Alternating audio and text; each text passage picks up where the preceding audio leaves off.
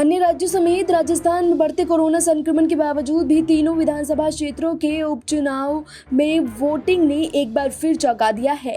तीनों विधानसभा सीटों पर 60% वोट मतदान हुआ है। तीनों विधानसभा क्षेत्रों की मतदान प्रतिशत 2018 के विधानसभा चुनाव से 12% कम है। कम मतदान होने के पीछे चुनाव अधिकारी कोरोना की बड़ी वजह बता रहे हैं। उपचुनाव की वोटिंग का ये प्रतिशत इशारा कर रहा है कि राजसमंद में बीजेपी का किला ढह सकता है।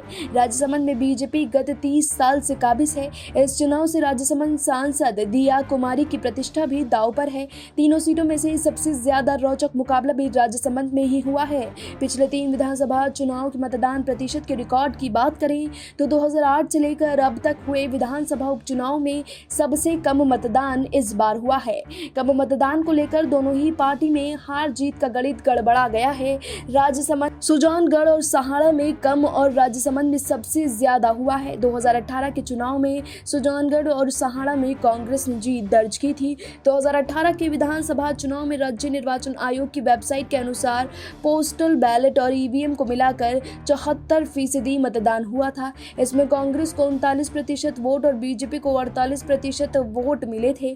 विधानसभा चुनाव में अमूमन 56% वोटिंग हुई थी। अक्सर आंकड़ा इस औसत के 2.5% ज्यादा या कम होता है, लेकिन 2018 में रिकॉर्ड टूट गया था। उस समय आंकड़ा 74% के पार गया था। जब भी औसतन आंकड़ों के साथ ये इससे अधिक प्रतिशत का हेरफेर होता है तो नतीजे चौंकाने वाले साबित होंगे। ट्रेड के मुताबिक कम मतदान का फायदा सत्तारूढ़ पार्टी को मिल सकता है, यानी कांग्रेस को इसका फायदा राजस्थान में मिल सकता है। ऐसे में राजनीतिक विश्लेषकों का मानना है कि इन तीनों विधानसभा क्षेत्रों में कांग्रेस जीत दर्ज कर सकती है। Bureau report, SPN9 news.